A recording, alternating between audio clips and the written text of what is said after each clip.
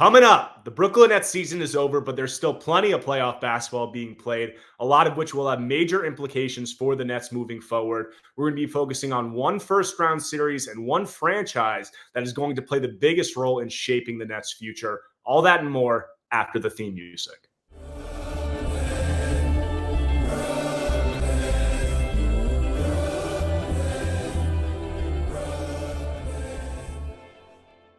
What is up, Nets world? We're back here on the Believe in Nets podcast on the Believe Podcast Network. As always, big thanks to all of you for listening. Make sure to subscribe to Believe in Nets on all streaming platforms, Apple Podcasts, Spotify, YouTube. If you enjoy this content, smash that like button, leave a 5-star review. That really goes a long way. But today we're going to be talking about the NBA playoffs, which do not feature the Nets, but have featured some matchups that will have serious implications for the Nets and their team building process moving forward. And for Nets fans over the last year, if there's one team that they've been monitoring closely outside of Brooklyn, it has unquestionably been the Phoenix Suns, who pretty much traded their entire future to the Nets at the 2023 trade deadline to acquire Kevin Durant and pair him with Devin Booker. And then the ensuing offseason this last summer really went as all in could possibly go. All their first-round picks were out the door. They traded all of their remaining draft capital, which was 4 first-round pick swaps and 6 second-round picks to acquire Bradley Beal and form a new big three in the desert down there in Maricopa County. And the expectations really title or bust. And, this is for a Suns team who the Nets now effectively have a short position on their future. They bet against the future of the Suns. They came in with new owner Matt Ishbia. They made the swing. They had title expectations coming into the season. They obviously underwhelmed during the regular season, narrowly missed the play-in tournament, finished with the 6th seed, and they were matched up with an up-and-coming team in the Minnesota Timberwolves in the 3-6 matchup of the first round, a series that I think most people had these Suns favored in. A lot of people thought that the matchup was favorable for Phoenix, and then they come in and they get swept 4-0. That series concluded on Sunday, and Anthony Edwards just comes in and absolutely takes the soul of the Suns, of Kevin Durant, of Devin Booker. And it was from game one. We all saw that clip of Anthony Edwards going back and forth with Kevin Durant, kind of jawing at him, KD smiling back at him. And it was kind of like this moment of, okay, Anthony Edwards looks like the alpha in this series off the jump. Will that hold? Will that sustain? The Timberwolves come back in game 2. They win that. And then Anthony Edwards just dominates the rest of the way and really put them away in game 4 in what was, I know you're not supposed to say it and everybody's made this comparison, but it was really a Jordan-esque performance down the stretch there, really just looking into the eyes of an opponent, of a veteran team, and really just, as I said, taking their soul. But now we got to talk about the backstory, of the Suns, what their future outlook is. And that's going to be the whole focus of this episode, is how dire is the Suns situation after what was really just a shocking sweep. I don't think people would be all that shocked that they lost because they didn't look great in the first round in the regular season, but to be swept by a Minnesota team that's, a very good team, but a younger team was pretty surprising. And it says a lot about the Suns moving forward. And if you're a Nets fan, there hasn't been a lot to write home about this season. There wasn't a lot for the Nets to sell their fan base on in terms of future outlook. This was a pretty miserable 2023-24 campaign. But you finally got one here, and you finally got a positive development because it looks all the more likely like this Suns experiment is already cooked. Only just a year and a half in, it looks like this is going nowhere. And I'm going to outline all of that, all the reasons for that, why the outlook is extremely dire for them, and then how it could affect the Nets draft picks and how it could affect their team building approach and kind of how they should approach, whether to use those picks in trades, whether to ride it out and see the value there. But, just starting with this Suns team, they completely looked in disarray throughout this season. A lot of points in the regular season, they got it going towards the end of the year. But then in this first round series, all of the issues that you potentially could have had with this team and you envisioned for this team came to the forefront.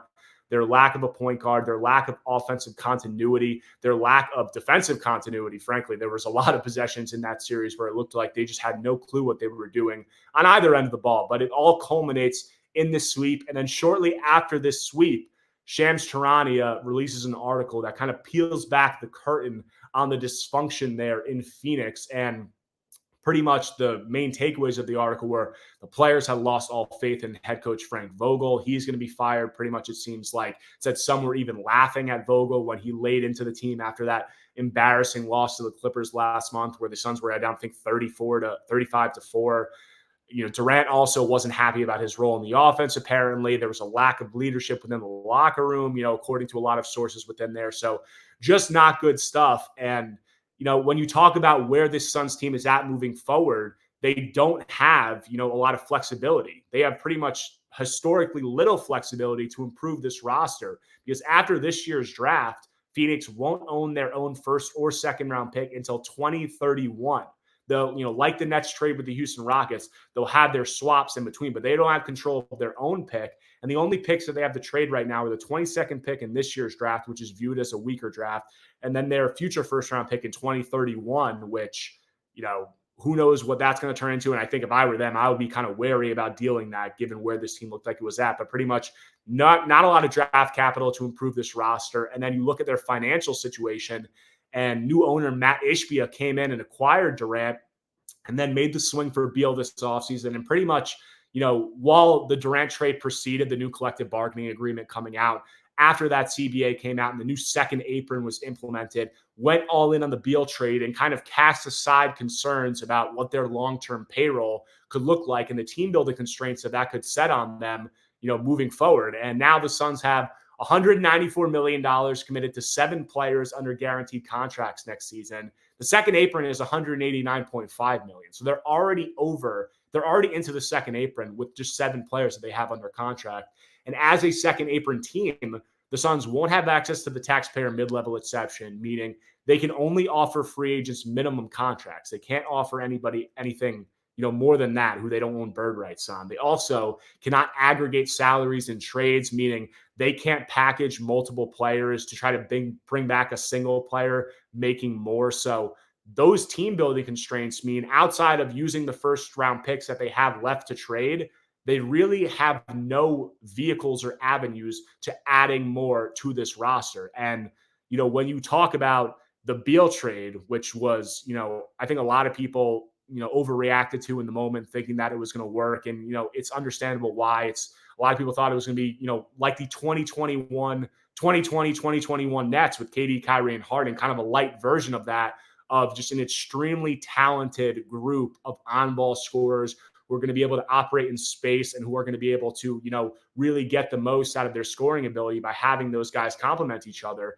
But it never came together because, as has been the case, throughout his career, Beal battled injuries, and this three never really got to play together. They were lacking kind of an organizer and a setup guy at point guard, and all these things kind of just built upon each other, and the team wasn't able to rally from adversity on either end of the floor in this first round series. And now you look at what they owe Beal. This is Bradley Beal. They owe him $161 million over the next 3 seasons. And the best part of that is that he has a no trade clause in his contract, which he did not waive after Washington traded him to Phoenix. So they can't move Bradley Beal. Not that his contract, it's about as negative value could possibly get, but, they're not able to trade him. Outside of, moving Durant or moving Booker, they don't really have the pieces to move around to really improve this roster anywhere significantly.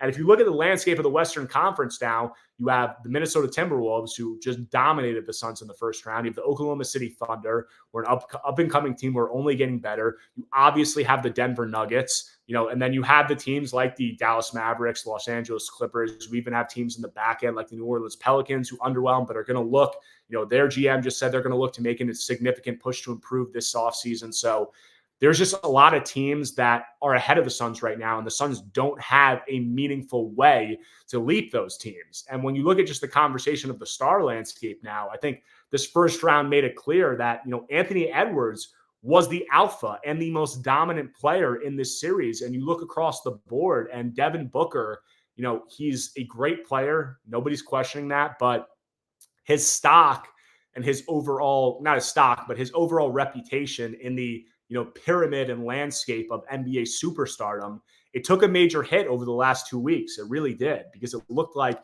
Anthony Edwards, a guy who plays his position, a younger version of him in the Western Conference, just looked like a far superior player in this series. So, where does that leave them if they have, Devin Booker, who, took a little bit of a step back in terms of how you would view him in the pecking order. You have Kevin Durant, who's entering his age 36 season. And then you have Bradley Beal, who's on this albatross of a contract that they can't get rid of, and they're tied to it. It doesn't look good.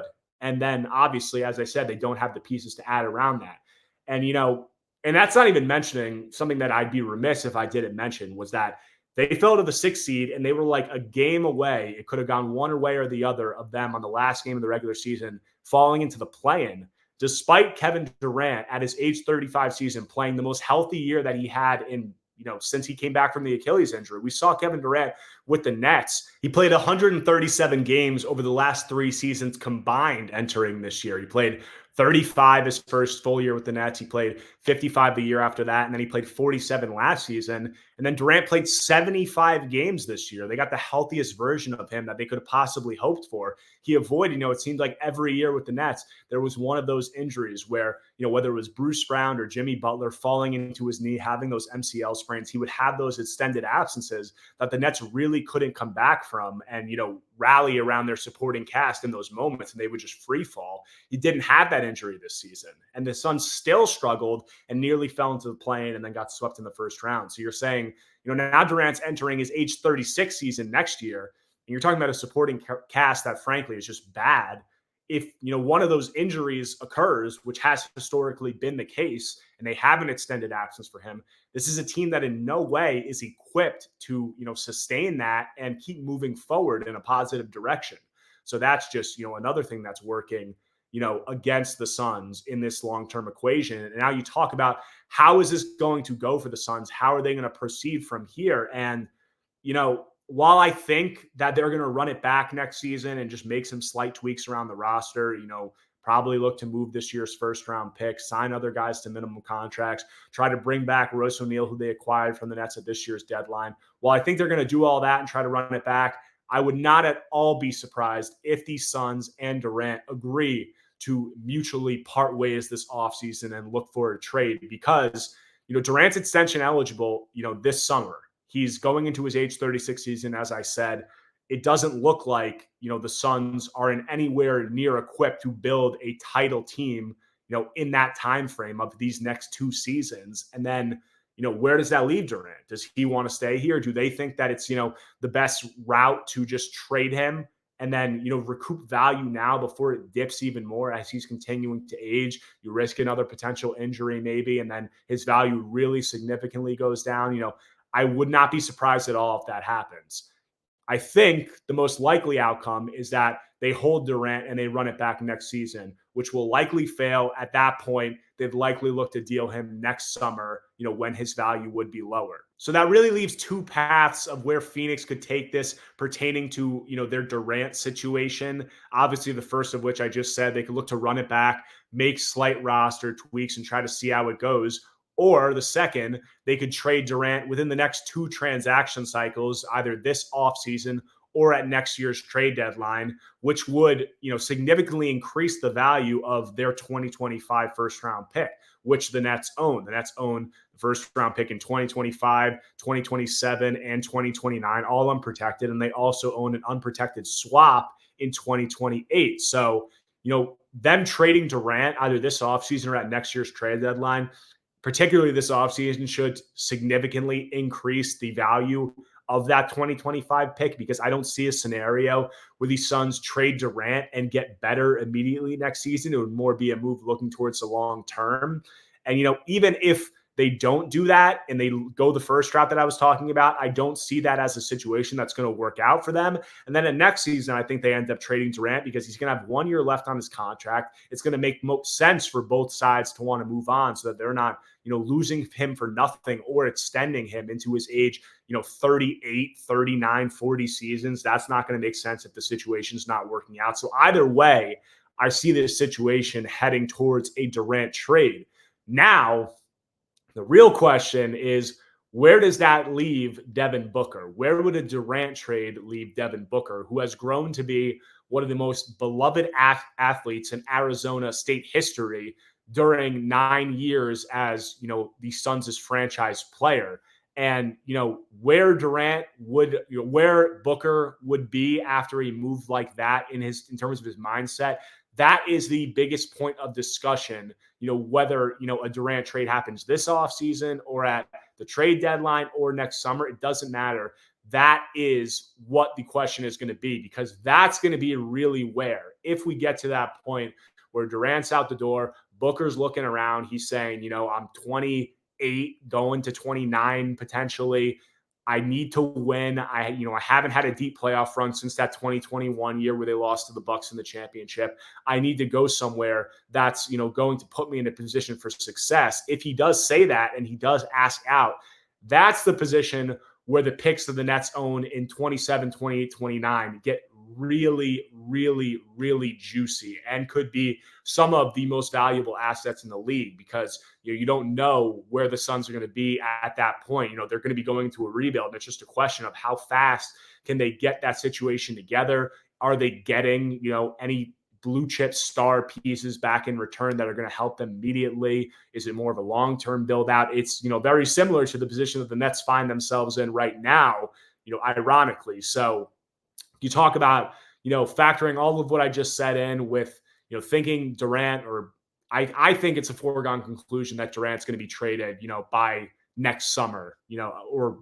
will be traded at the latest next summer, because I just don't see this Phoenix team going anywhere. And it comes to a question of, obviously, like I said, where does that leave Booker? And then ultimately, how does Sean Marks value these picks? Because we all know, we have all heard ad nauseum that the Nets have a known desire to acquire a star to pair with Mikal Bridges to re-enter, the playoff picture and eventually the contention conversation. How are they going to go about that? Because, these Suns picks are their primary trade assets into getting that done. They're going to acquire a star, even though they are projected, next offseason after Ben Simmons' contract comes off the books, they could have upwards of 40, 50, $60 million in cap space. But with the modern landscape of NBA player movement, the more viable route to acquiring a star is trading for one, because a lot of teams just aren't going to let stars hit free agency. They're either going to extend them or they're going to trade them before that. So, a guy like Donovan Mitchell is a good example of this, who the Nets have been linked to, at several points. He's entering the final year of his contract next season. Do the Cavs look to play it out?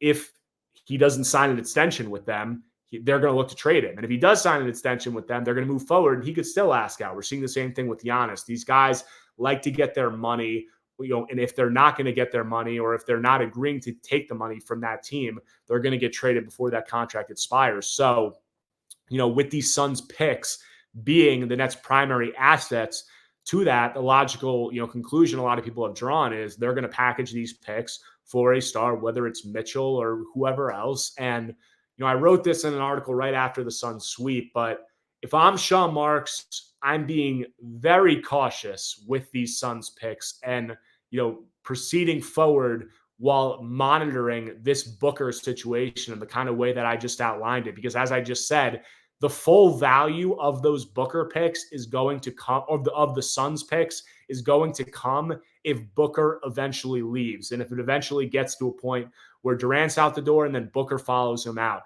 that's when those picks are going to just skyrocket in value. So while there may be players, like a Donovan Mitchell, like a whoever available this offseason, if the Nets are to use those Suns picks and package them and go for a guy like that, who's, a very good player. Like Donovan Mitchell's a top 15 player in the NBA, not like saying anything about him.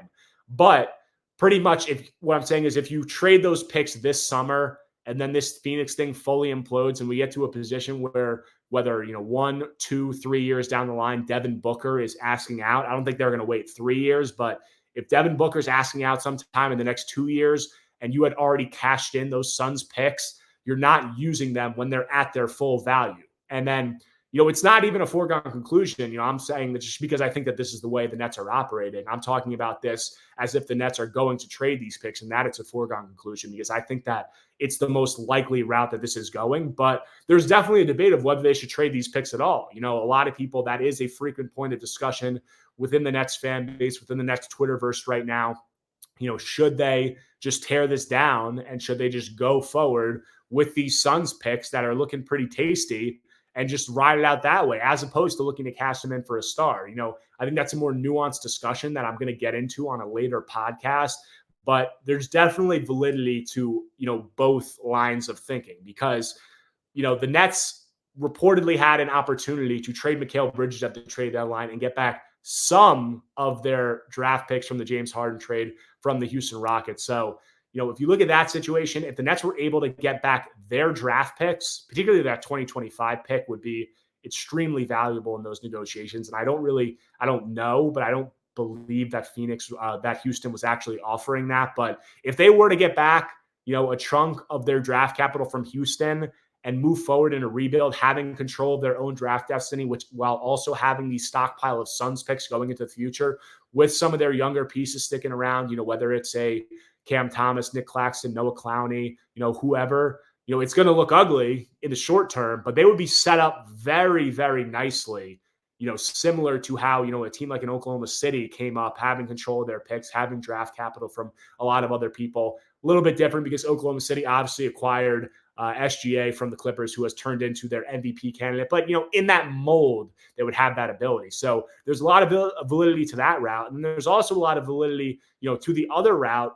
Maybe not a lot. I trend in the other direction, but there is some validity to them looking, to use these to get that, top-fledged guy, whoever it may be. We don't know who it's going to be, because those tank situations don't always guarantee that you're going to get that, superstar 1A guy. You do have to have some luck involved. It's no guarantee either way. People like to talk about it like, oh, if we, just go into a rebuild and we have these Suns pick and we have our own picks, we're going to get a number 1 or number 2 pick in the draft. We're going to get a blue chip superstar, like that could happen. It could also not happen. It's no guarantee. It's no guarantee the other way also. But if you're looking for the Nets to trade these picks, and this is why I talked about them, proceeding very cautiously with these Suns picks and potentially not cashing them in this summer where they're not at full value, is can they have enough draft assets or just assets in general, can they have enough to make a trade for a star and then also have enough left over to bring in another complementary star with that person? Because the Nets are not 1 move away.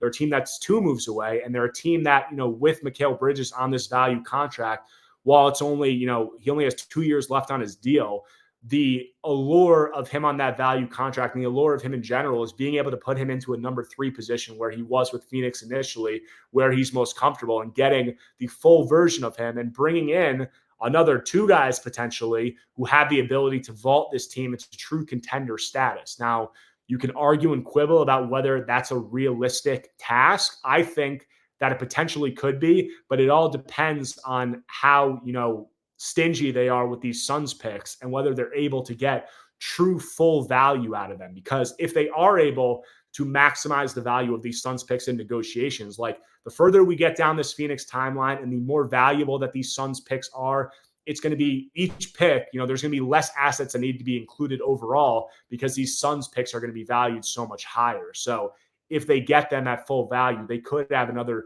enough draft assets left over from other teams and from their own picks that we're getting now further into the future, where their picks aren't encumbered by Houston, where they could have enough, in the closet for 2 deals. That is the mold of where this goes. And cashing in these picks on a guy this offseason and blowing, all 3 of those Suns picks, the 2027, 2020, 2025 also, but 2025, 2027, 28, 29. If you're blowing the bulk of those now, and then you don't have, what's available left to go after that true 1A tentpole star, whether it's whoever you want to say, whether it's a Giannis, whether it's a Luka, whatever guy could come available. We don't know, but that's the idea of the mold there. So pretty much, if I'm Sean Marks, I'm proceeding cautiously, and I'm not looking to cash in, the bulk of these picks this summer for a player that, while maybe very good, like a Donovan Mitchell, isn't going to, move the needle, and it's going to leave me in a position where I don't have enough left to try to outbid teams for this top-fledged guy. So that's pretty much how I'm viewing that. And, this first round, it came out with a positive outcome for Nets fans with Durant and with these Suns, just pretty much imploding. It was the best scenario that Nets fans could have hoped for. I think a lot of people were starting to get a taste after last season and through the first half of this year that this Suns team was not going to be a title team and did not have those kinds of, that wasn't a realistic possibility for them in this window. I think them being swept in the first round, the Shams hit piece coming out just minutes after that, and the look of how this is trending for Phoenix is, it's happening faster than I think a lot of people could have envisioned. And, just talking about Durant, because Durant's a guy that will be forever intertwined with the history of the Brooklyn Nets fan base, and obviously the modern Brooklyn Nets fan base with how all this stuff went over the last 4 years. You just, looking at Durant and looking at his track record, he had a great season this year. There's no doubt. He's still a great basketball player as he was with the Nets. But it's just like it's getting harder and harder to defend Durant. And I've never been somebody who defended Durant outside of what he did on the basketball court. I think he's a guy that, plays extremely hard and always left it all on the floor. But I've had well-documented criticisms of him from a team building perspective, from a leadership perspective. And if you are somebody that has defended him in those areas over the year, it's just getting really tough to continue to do so because it hasn't been a good look for him. I mean, you look at like the timeline of how this stuff has gone down with Durant. He's with Golden State. He wins the titles. He says, you know what? This is Steph's team. I want my own team, whatever. Fine. But then he says, I want to put my chips in with Kyrie Irving and I'm going to come to him with Brooklyn. Then, I want to bring in DeAndre Jordan. I want to pay him double what he's worth because, that's my buddy and I think he can play with us. Fine.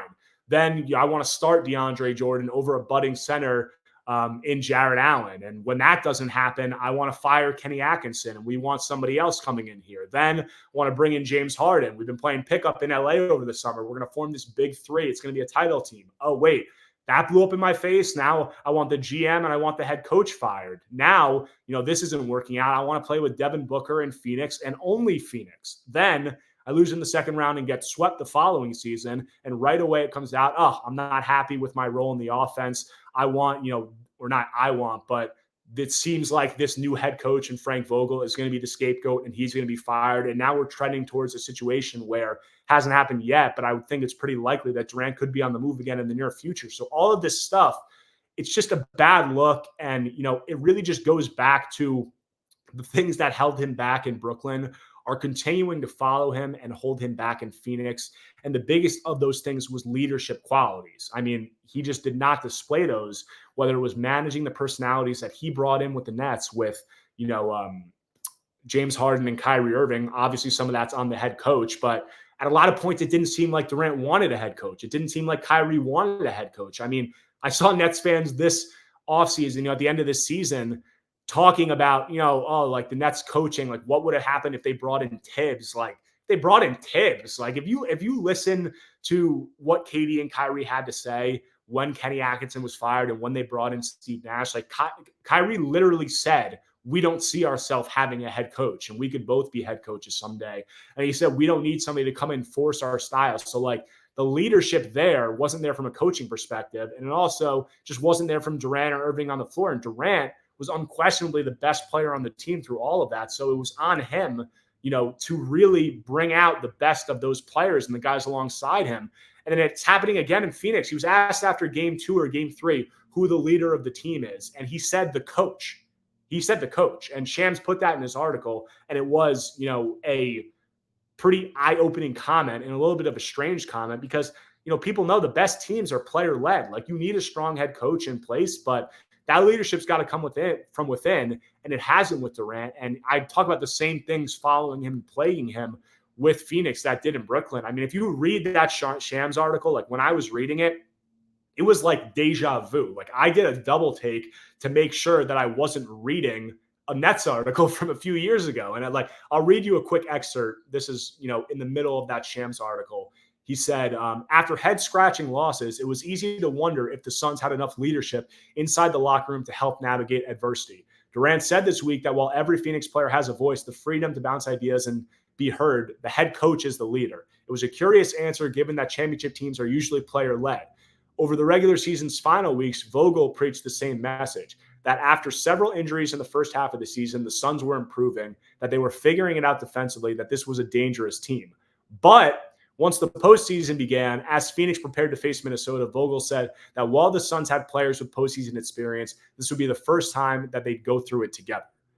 End of excerpt from Shams. And it's just like, is that not something that we all read 3, 4, 5 times, about the Nets, whether it was Steve Nash saying a gazillion times, this team hasn't experienced it together. We need to experience it, whether it was other people saying that there wasn't leadership within the locker room, talking about them not being able to fight through adversity. Like, that is to a T the exact same thing that we saw with the Nets. And now I'm seeing, like, I'm reading Suns reporters and other fans talk about it like, this team didn't have the time. They didn't have the big three together for enough games. They weren't able to build continuity during the regular season. And Nets fans, I'm sure, are just sitting here like, yeah, that's how it goes. I mean, that's how it goes with these big threes that you bring in that have injury problems, that don't necessarily have the ability, to fight through these adverse situations. Like, it's how it's going to go. And it's playing out the exact same way. And if you're the Nets, I mean, they've lived through this movie before and they've seen this picture before. So I would hope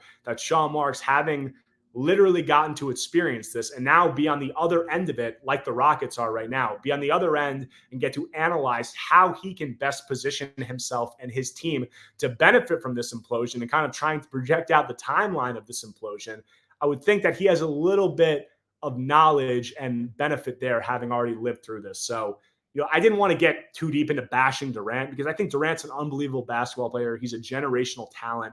He's a defining superstar of, my era of childhood and then growing up and coming into the reporting world. But, as somebody who's followed the Nets and reported on the Nets, throughout his tenure, this stuff is becoming a, defining theme of this latter stage of his career. And it's something that is beginning to just be a worse and worse look for him in terms of, how people are going to view this end of his career. He's a surefire, no doubt, Hall of Fame player, one of the best offensive players to ever put on a uniform. But I think what I said has merit and it had to be said. And I hope that you guys got a lot out of the conversation of where this Suns team is going, how they built it, why it's coming crashing down, why the outlook is so bleak, and the potential paths that the Nets can take to take advantage of it and build their team out into the future. Really hope you guys enjoyed the analysis there. That's going to do it for this episode of Believe in Nets on the Believe Podcast Network, your one-stop shop for everything happening across the sports and entertainment world. I'm Erik Slater, Brooklyn Nets beat reporter for ClutchPoints.com. Be sure to subscribe to this podcast, as I said at the top, on all streaming platforms, Apple Podcasts, Spotify, YouTube.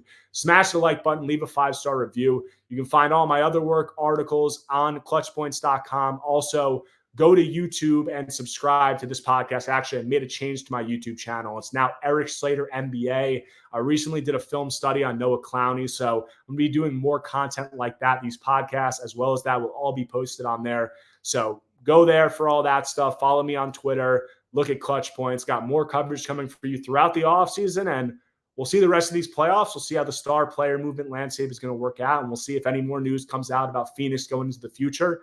And I'll have more coverage for it at that time. Talk to you guys soon.